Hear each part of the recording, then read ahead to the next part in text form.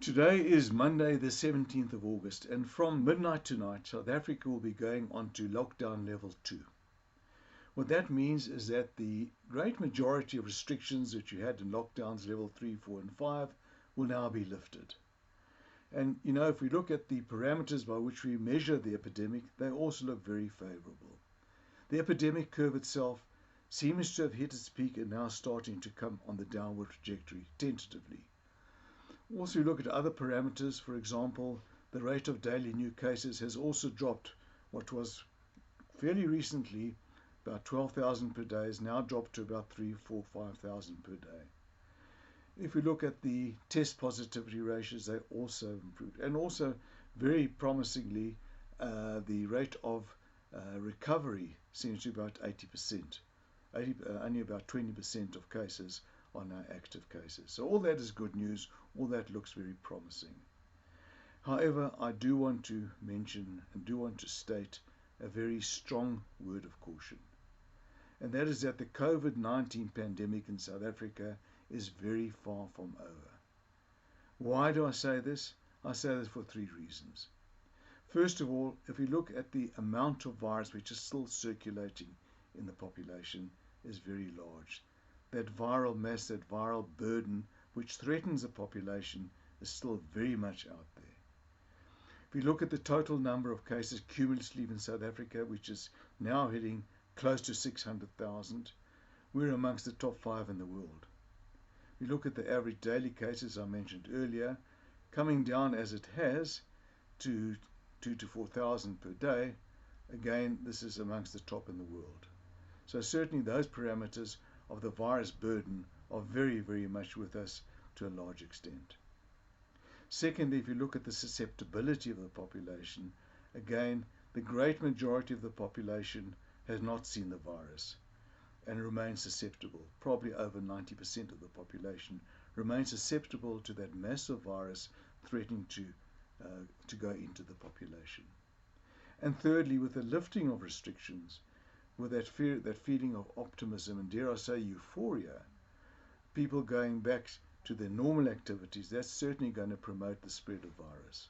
So all these three things really threaten an upsurge of the epidemic. And this is precisely what has happened in countries overseas.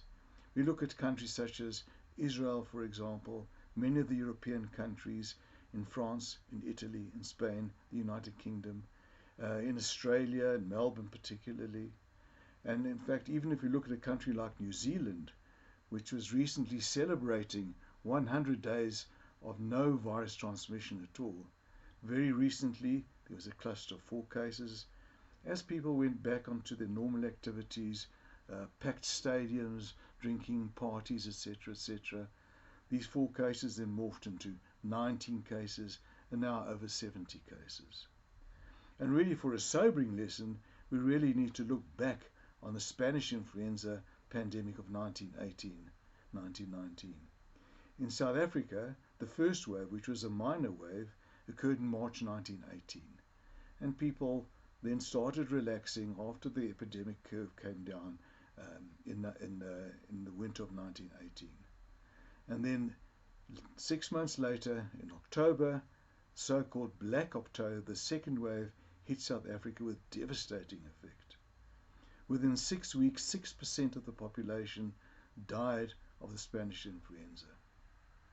And this is really what happened when people started relaxing after that first wave, after the euphoria of the first wave.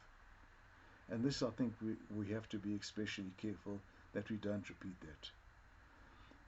The Jewish community particularly has been hard hit.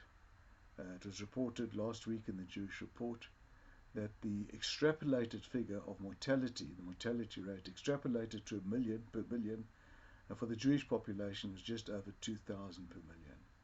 Now this is about 10 times the general population of South Africa, which is just about 200 per million.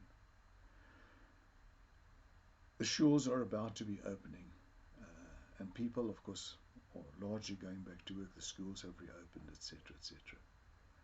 I think we need to be especially vigilant in going back to schools. We need to be very vigilant to comply and to comply with all those strict rules and regulations which have been put into place to prevent this upsurge which is threatening the population. And especially I want to warn against the temptation to start individual private minions separate from the shuls.